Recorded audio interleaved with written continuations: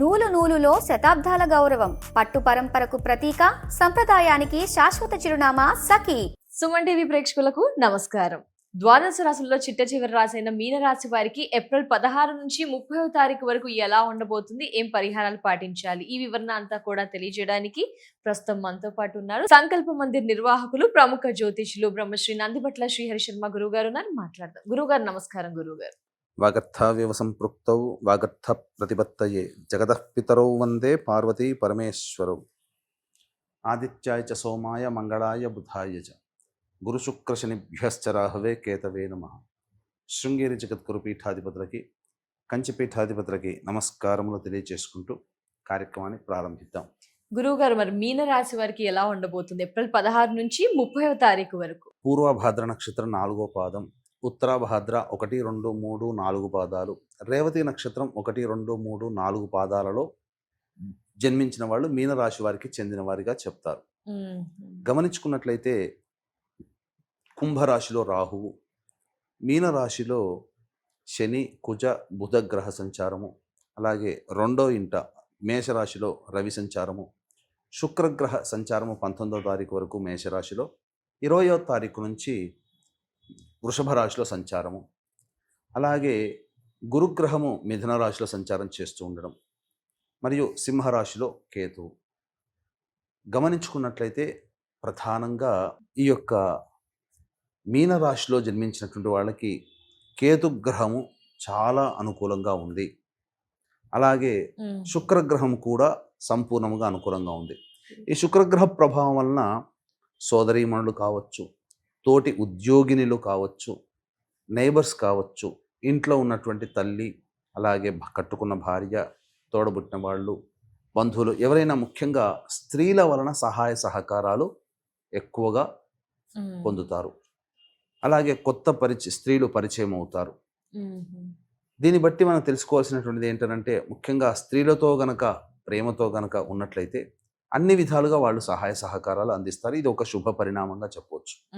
కేతువు సింహరాశిలో సంచారం చేస్తున్న కారణం చేత మనం గత జన్మలలో చేసినటువంటి మంచి పనులు కావచ్చు, సంపాదించుకున్న పుణ్యం కావచ్చు, లేదా మనం ఎవరికైనా సహాయ సహకారాలు ఇంతకుముందు చేసి ఉంటామో అటువంటి వాళ్ళ నుంచి మనకు తెలియకుండానే ఆపద సమయంలో ఈ యొక్క కేతుగ్రహ సంచారం వల్ల అన్ని ఆపదల నుంచి బయటపడేటువంటి అవకాశం గోచరమవుతుంది.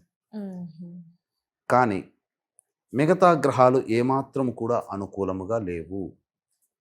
ఏలిన నాశని ప్రభావం ఉంటుంది. అలాగే రాశిలోనే కుజగ్రహ ప్రభావము, అలాగే బుధుడు కూడా రాశిలోనే సంచారం చేస్తుండడం. ఏలినాటి శని ప్రభావం వల్ల అందరికీ తెలిసిందే ఖర్చులు, అలాగే ఏ పని యందు ఆసక్తి ఉండకపోవడం, ప్రతి పనులలో ఆటంకాలు. ఈ శని ప్రభావం వలన కొన్ని ఇబ్బందికర పరిస్థితులు తరచూ తలెత్తుతూనే ఉంటాయి. కుజుడు మీనరాశిలోనే సంచారం చేస్తున్నటువంటి ఈ రాశి వాళ్ళకి, మీనరాశి వాళ్ళకి ప్రధానంగా అహం అనేది ఎక్కువగా పెరుగుతుంది. నన్ను మించిన వాళ్ళు లేరు, నేను మోనార్క్ని అనే తత్వము, అతి ఆత్మవిశ్వాసము, ఈ యొక్క అహం అనేటువంటిది ఉండడం, ఏమీ కాదులే అని చెప్పేసేసని సమయానుకూలంగా ఆలోచన చేసి ప్రవర్తించకుండా గుడ్డెద్దు చేలో పడ్డట్టుగా అన్నీ ముందుకెళ్ళిపోయి పనులు చేస్తూ ఉండడం, తద్వారా లేనిపోని సమస్యల్ని కొని తెచ్చుకుంటారు. కాబట్టి ఇక్కడ గ్రహం చెప్తున్నటువంటి లక్షణాలు, ఆ లక్షణాలను తగ్గించుకుంటే శుభ పరిణామాలు అనేటువంటి ఉంటాయి. ఇక రాశిలోనే బుధుని యొక్క సంచారము, అక్కడ ప్రధానంగా చతుర్థ సప్తమ రాశ్యాధిపతి అయినటువంటి బుధుడు సంచారం చేస్తున్నాడు. అక్కడ బలహీనపడ్డాడు. ఈ కారణం చేత జరిగేటువంటిది ఏంటి, ముఖ్యంగా ఇంటి కోసం చేసేటువంటి ప్రయత్నాలు కానీ కాస్త ఇబ్బందికరంగా మారుతుంటాయి. అంటే అనుకున్న విధంగా ఇల్లు కొనుగోలు అటువంటివి వాయిదా వేసుకుంటే మంచిది.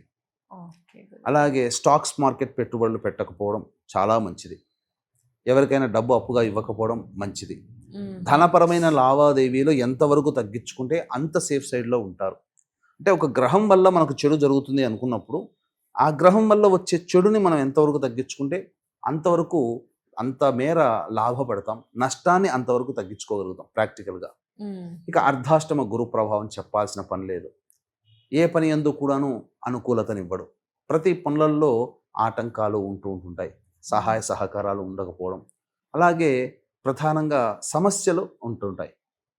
ఇక రవిగ్రహ ప్రభావం కూడా ఉద్యోగ భద్రత అనేది అంతగా ఉండదు. ఏదో ఒక ఆందోళన వెంటబడుతూ ఉంటుంది. ఈ సందర్భంలో వేరే ఉద్యోగం మారాలా అనే ఆలోచన, ఒత్తిడి ఎక్కువగా ఉంటుంది. కానీ అటువంటి పిచ్చి పనులు ఈ మీనరాశిలో జన్మించిన వాళ్ళు చేయకూడదమ్మా. ఎందుకంటే అనుకూలంగా లేదు కదా. కాబట్టి మనకు కామ్గా ఉన్న దాంతోనే లౌక్యముతో పడ్డవాడు ఎప్పుడు చెడ్డవాడు కాదు అనే ఉద్దేశంతో ముందడుగు వేసుకుంటూ వెళుతూ ఉంటే మంచి జరుగుతుంది. ఇక ప్రధానంగా వ్యయ రాహువు, ఇది అనుకోని విపత్తులు. అంటే అనుకోని విపత్తులు అంటే తెలిసే జరుగుతాయి. ఇవి తెలిసే జరుగుతాయి. ఇంట్లో విలువైన వస్తువులు, ఆభరణాలు చోరీకి గురవుతాయి. బంగారం నష్టపోతుంటుంటారు. లేదా వేలు పెట్టి కొంటారు ఒక ఎలక్ట్రానిక్ గూడ్స్, గాడ్జెట్స్ లాంటివి. అవి ఎవరైనా కానీ దొంగతనం చేస్తారు, లేదా ఎక్కడైనా కోల్పోతారు.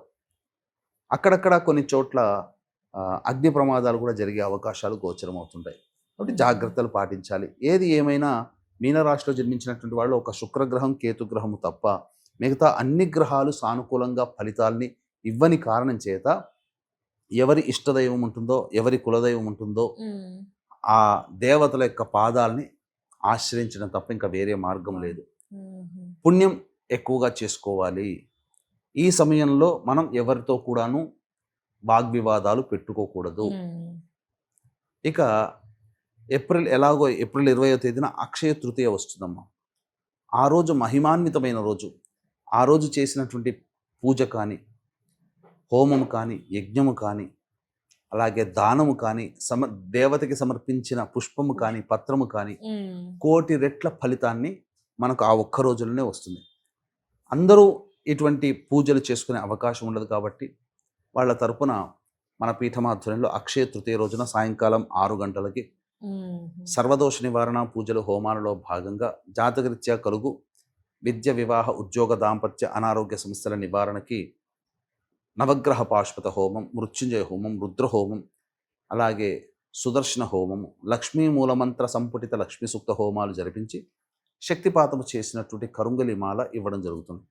అవకాశం ఉన్నటువంటి వాళ్ళు 20వ తారీఖు మధ్యాహ్నం 3 గంటల లోపల ఈ కార్యక్రమంలో గోత్రనామాలు నమోదు చేసుకోవచ్చు. అలాగే మే 1వ తారీఖు రోజున పౌర్ణమి, వైశాఖ పౌర్ణమి, స్వాతి నక్షత్రం ఉంది కాబట్టి అటువంటి రోజున కూడా ఇటువంటి పూజలు, సర్వదోష నివారణ పూజలు కూడా జరిపించడం జరుగుతుంది. ఇక ఏతావాత చెప్పొచ్చేది ఏమిటంటే, ఈ యొక్క మీనరాశిలో జన్మించినటువంటి వాళ్ళు దైవానుగ్రహం పొందితేనే అన్ని విధాలుగా మంచి స్థితిలో ఉంటారని చెప్పవచ్చు. గురుగారు, మరి ఆదాయ వ్యయ ఖర్చులు, మానసిక స్థితి ఎలా ఉండబోతుంది, పరిహారాలు ఏం పాటించాలి, అది తెలియజేస్తారా గురుగారు? తప్పకుండానమ్మా. ఇక్కడ 16, 17 తేదీల్లో ఎన్నాళ్ళ నుంచో పెండింగ్లో ఉన్నటువంటి పనులు పూర్తి చేసుకుంటారు. ఒక రెస్పాన్సిబిలిటీని లేదా బాధ్యతని మనం నిర్వర్తించాము అనే సంతోషం ఉంటుంది. పాత మిత్రులను కలుసుకుంటారు, విందులు వినోదాల్లో ఆనందంగా ఉంటారు, సమయానికి డబ్బు చేతికి అందుతుంది, ఖర్చులు ఎళ్ళదీసుకోగలుగుతారు.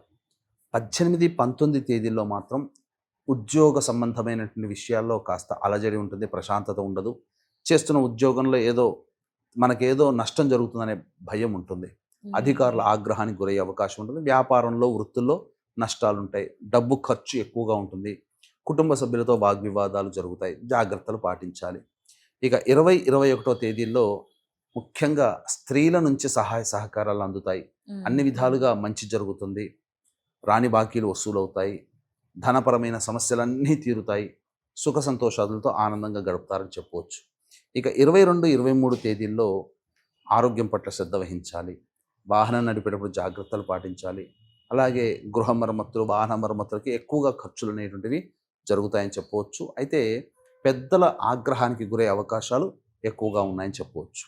ఇక 24, 25 తేదీలలో ముఖ్యంగా సంతానం మూలకంగా విభేదాలు, ఖర్చులు అధికంగా ఉంటాయి.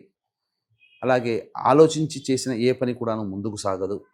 ప్రధానంగా పూర్వపుణ్యం లేకపోవడం వల్ల అనుకోని పరిస్థితుల్లో సమస్యలు ఎదుర్కోవాల్సిన పరిస్థితి వస్తుంది. ముఖ్యంగా ఆరోగ్యం పట్ల కూడా శ్రద్ధ వహించాలి. శిరోబాధలు ఎక్కువగా ఉంటాయి. జ్వరపీడితులయ్యే అవకాశం గోచరమవుతుంది. ఇక 26, 27 ఈ తేదీలో కనుక గమనించుకున్నట్లయితే 28, 29, 30 ఈ 5 రోజులు, ఆఖరి 5 రోజులు మాత్రం మిగతా వాళ్ళకి మంత్ ఎండ్ వస్తుంది అని అంటే కొంత ఇబ్బందిగా ఉంటుంది. కానీ వీళ్ళకి మాత్రం 26, 27, 28, 29, 30 ఈ 5 రోజులు మాత్రం సంపూర్ణమైనటువంటి దైవ అనుగ్రహం ఉంటే ఆహా. అన్ని విధాలుగా సుఖ సంతోషాలతో ఉంటారు. అంతా అనుకూలం ఉంటుంది. ఒక దైవానుగ్రహం సంపాదించుకుంటే చాలు. ఓకే. రాని బాకీలు వసూలవుతాయి. మ్మ్. విందులు వినోదాలు కుటుంబ సభ్యులతో పాల్గొంటారు. ప్రేమ ఆప్యాయతలు మళ్ళీ చిగురుస్తాయి. ఇలా అన్ని విధాలుగా సుఖ సంతోషాలతో ఉంటారు. అయితే ఏతావాత చెప్పొచ్చేది ఏమిటంటే ఈ యొక్క మ్మ్. మీనరాశిలో జన్మించినటువంటి విద్యార్థులు బాగా కష్టపడితే తప్ప ఫలితాలు పొందలేరు. వివాహాది విషయాలు కావచ్చు, అది తర్వాతనే సమయం వచ్చినప్పుడే అవుతుంది. ఈ సమయంలో చేసే ప్రయత్నాలు సరిగ్గా ఫలితాలను ఇవ్వవు. మ్మ్. అలాగే నిరుద్యోగస్తులు ప్రధానంగా కొంత సమయం వేచి చూసి తర్వాత ప్రయత్నించడం చాలా మేలు అనేటువంటి విషయాన్ని గమనించుకోవాలి. మ్మ్. ఇక సంతానం కోసం ఎదురు చూసేటువంటి వ్యక్తులు కాస్త దైవానుగ్రహం పొంది సంతానం కోసం ప్రయత్నిస్తే తప్పకుండా సంతానవంతులే అవకాశం ఉంటుంది. ఏతావాత సాధారణం కంటే దిగువ స్థాయి శుభ ఫలితాలే ఈ యొక్క మీనరాశిలో జన్మించినట్టు వారికి ఉంటుంది కాబట్టి మ్మ్. దైవానుగ్రహం తప్పనిసరి. మ్మ్. ఇక ఇప్పుడు చెప్పినటువంటి వాటికంటే ఇంకా ఎక్కువగా సమస్యలు ఎదురవుతున్నాయంటే దగ్గరలోని మంచి ఉపాసనా పరులైనటువంటి జ్యోతిష్యుల్ని సంప్రదించి వారి సలహాలు సూచనలు పాటించి మరింత మెరుగైన జీవితాన్ని పొందవచ్చు. అలాగే దైవానుగ్రహం కోసం ఏప్రిల్ 20 అక్షయ తృతీయ రోజున, మే 1 వైశాఖ పౌర్ణమి స్వాతి నక్షత్రం ఉన్నటువంటి రోజున మన పీఠం ఆధ్వర్యంలో జరిగే సర్వదోష నివారణ పూజల హోమాల్లో నమోదు చేసుకోవడం ద్వారా అలాగే కరుంగలి మాలను ఉచితంగా అవును, పొందవచ్చు. ఇస్తాను. ఇక సర్వే సర్వత్రా ఈ యొక్క మీనరాశిలో జన్మించినటువంటి వాళ్ళకి సమస్యల పరిష్కారం కోసం సాధారణంగా దత్త అష్టకము, కాలభైరవ అష్టక పారాయణం రోజుకి 3 సార్లు పఠిస్తే చక్కగా ప్రశాంతంగా ఉంటారని చెప్పవచ్చు. చాలా చాలా ధన్యవాదాలు గురువు గారు. ద్వాదశ రాశులు అన్ని రాశుల గురించి వివరిస్తూ మెరుగైన ఫలితాల కోసం పరిహారాలని తెలియజేస్తూ గ్రహ గమన స్థితులను తెలియజేసినందుకు ధన్యవాదాలు గురువు గారు. నమస్కారం. సర్వం శ్రీ ఉమామహేశ్వర పరబ్రహ్మార్పణమస్తు.